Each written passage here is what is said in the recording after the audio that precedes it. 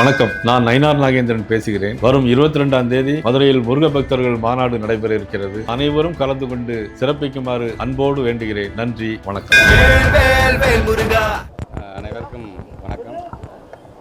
ஒவ்வொரு ஆண்டும் கலை திருவிழா என்கின்ற பெயரில் மாணவ செல்வங்களுடைய திறமையை கண்டறிய வேண்டும், அதன் மூலம் அவங்களுக்கு நாம் ஊக்கப்படுத்த வேண்டும்.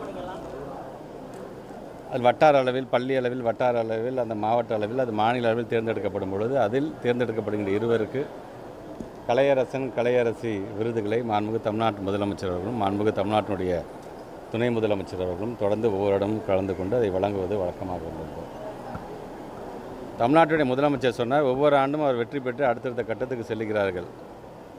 அவர்களுக்கான அந்த வல்லுநர்கள் மூலமாக அவர் பயிற்சி பெறுகிறார்களா? குக்கிராமத்தில் வரக்கூடியவர்கள் அங்கே இருக்கின்றவர்கள் மூலமாக பயிற்சி பெற்றுவிட்டு வரும் பொழுது, இவ்வளோ திறமை இருக்கும் பொழுது அந்த துறையினுடைய வல்லுநர்களை கொண்டு நாம் பயிற்சியை கொடுத்தோம் என்று சொன்னால் இன்னும் அவர்கள் அடுத்த கட்டத்திற்கு வளர்வதற்கு அது ஊக்கமாக அமையுமே என்று சொன்னதின் அடிப்படையில் நடந்து முடிந்த கூட்டத்தொடரில் இந்த கலை சிற்பி என்கின்ற இந்த திட்டத்தை நாம் உருவாக்கியிருக்கின்றோம்.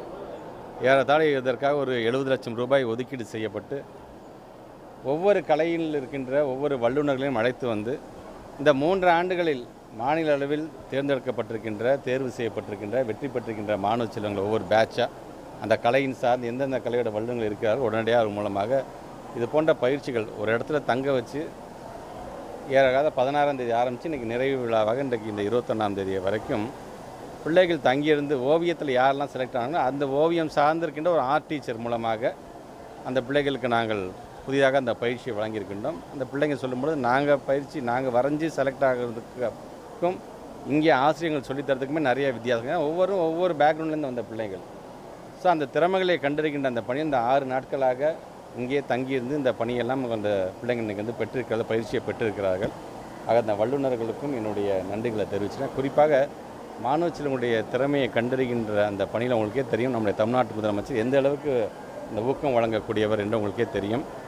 ஏன் சமீபத்தில் கூட பார்த்திங்கன்னா திருச்சி மாவட்டத்தில் சார்ந்திருக்கின்ற ஆதிதிராவிடர் பள்ளியில் சார்ந்திருக்கின்ற ராகினி அப்படிங்கிற ஒரு பெண் வந்து கிளாட் எக்ஸாம் கிளியர் பண்ணி நாக்பூரில் இருக்கின்ற சட்டக்கல்லூரியில் இடம் கிடைத்திருக்கின்றது.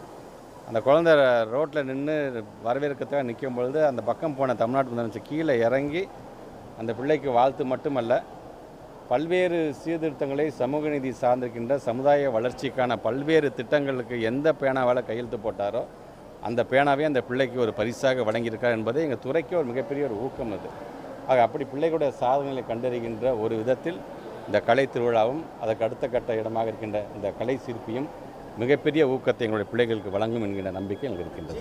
போன்ற தேர்வுகளில் அரசு பள்ளி மாணவர்கள்லாம் அதிக அளவில் தேர்ச்சியாகி உள்ளே போகிறாங்க.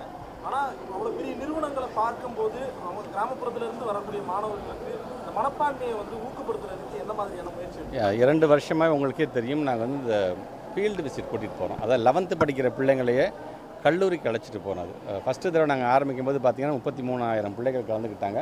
அடுத்தடுத்த கட்டத்தில் பார்த்திங்கன்னா 1 லட்சத்துக்கு மேற்பட்டிருக்கின்ற பிள்ளைகள் அந்தந்த மாவட்டத்தை சார்ந்திருக்கிற பிள்ளைங்க கல்லூரினா என்ன, ஸ்கூல்லே இருக்கிறீங்க 11th படிக்கும்போதே கல்லூரி விசிட் ஒன்று நேரம் நிறைய கூட்டிகிட்டு போய் அந்த கலை விசிட் மூலமாக கல்லூரியில் இருக்கின்ற லேப் எப்படி இருக்குது, இங்கே இருக்கின்ற கிளாஸ் ரூம்ஸ் எப்படி இருக்குது, நீங்கள் அங்கே டீச்சர்னு கூப்பிடுவீங்க, இவங்களை நீங்கள் ப்ரொஃபஸர்னு கூப்பிடுவீங்க, இங்கே தனியாக ஒரு ஹெச்ஓடி உங்களுக்கு தனியாக இருப்பார், இங்கே இருக்கின்ற கிரவுண்ட் ஃபெசிலிட்டிஸ்லாம் எப்படி இருக்குது, இப்படி ஒரு கல்லூரிக்கு நாங்கள் அழைத்து போவதை நாங்கள் வழக்கமாக வைத்தோம். ஒவ்வொரு வார்டமும் அதை நாங்கள் செஞ்சுட்ருக்கோம். நாங்கள் அது செய்வதற்கு காரணம் வெறுமனே வந்து வேடிக்கை பார்த்துட்டு போகிறது மட்டும் இல்லை, எப்படியாச்சும் நம்ம இந்த கல்லூரியில் சேர்ந்துடணும் அப்படிங்கிற ஒரு மனப்பான்மை விதமாகத்தான் அந்த திட்டத்தையும் ஒவ்வொரு ஆண்டும் நாங்கள் செயல்படுத்தி கொண்டிருக்கின்றோம். அது மட்டுமல்ல, நான் முதல்வன் திட்டத்தின் மூலமாக ஒவ்வொரு ஆண்டும் 12th முடிச்சு பிள்ளைங்க போகும்போது எங்களுடைய ஹெச்எம்சியை நாங்கள் ட்ரெயின் பண்ணி வச்சுருக்கோம். ஸோ அடுத்தது கட்டமாக அந்த பிள்ளைங்க என்னென்னலாம் படிக்கலாம் என்று அந்த பிள்ளைகளுக்கு அந்த பயிற்சியை வெறுமனே ரிசல்ட் வாங்குறதுக்காக மட்டும், ரிசல்ட் பார்க்குறதுக்கு மட்டும் பிள்ளைங்க அந்த 12th முடிஞ்சதுக்கு மட்டும் ஸ்கூலுக்கு போயிட்டு வராமல் வருகின்ற பிள்ளைங்களை இந்த பயிற்சியை வழங்குகின்ற விதத்திலும் எங்களுடைய ஹெச்எம்சி நாங்கள் ட்ரெயின் பண்ணி வச்சுருக்கோம். ஸோ அந்த நான் முதல்வன் திட்டம், இந்த மாதிரி கல்லூரி ஃபீல்டு விசிட்டுக்கு இதெல்லாம் மிகப்பெரிய விதத்தில் எங்களுக்கு பிள்ளைகளுக்கு பயனளிக்கும் விதமாக அது இருக்கின்றது. சிறந்த மாணவர்களை தேர்ந்தெடுத்து கல்வி சுற்றுலாலாம் கூட்டு போகிறீங்க. தொல்லியல் சார்புடைய கீழடி மாதிரி இடங்களுக்கு எல்லா மாணவர்களையும் கூட்டு போகிற மாதிரியான திட்டங்கள் ஏற்கனவே சட்டமன்றத்தில் பேசும்போது சொல்லியிருக்கேன். ஒவ்வொரு ஆண்டும் பார்த்திங்கன்னா ஒரு 1000 டீச்சர்ஸை ஆர்கியாலஜிக்கல் ரிலேட்டாக ட்ரைனிங் கொடுக்குற அந்த பணியை நாங்கள் செஞ்சிட்ருக்கோம். அந்த டீச்சர்ஸ் பார்த்திங்கன்னா பல லட்சம் பிள்ளைகளுக்கு அவங்க பள்ளிகளுக்கு சென்றதுக்கு பிறகு கீழடியில் நாங்கள் என்னென்ன நாங்கள் கற்றுக்கிட்டோம், கீழடிங்கிறது என்ன அப்படிங்கிற விதத்தில் ஒவ்வொரு விஷயத்தையும் அந்த பிள்ளைங்களுக்கும் அவங்க வந்து ட்ரைனிங் கொடுத்துக்கிட்டே தான் இருக்கிறாங்க. நீங்கள் சொல்கிறது நல்ல விஷயம். அது கண்டிப்பாக நம்முடைய மாணவ செல்வங்கள் ஒரு டூர் மாதிரி அழைச்சிட்டு போகும் பொழுது நம்மளுடைய மாநிலத்தில் இருக்கின்ற இது போன்ற அகலாராய்ச்சி எங்கெல்லாம் நடைபெற்று கொண்டிருக்கின்றோ அங்கேயும் பிள்ளைகளை கண்டிப்பாக அழைத்து போவோம். முதற்கட்டமாக நம்முடைய பத்திரிகை ஊடகத்துறை நம்ம சொன்னது போல் கீழடியிலிருந்து நாங்கள் தொடங்குவோம்.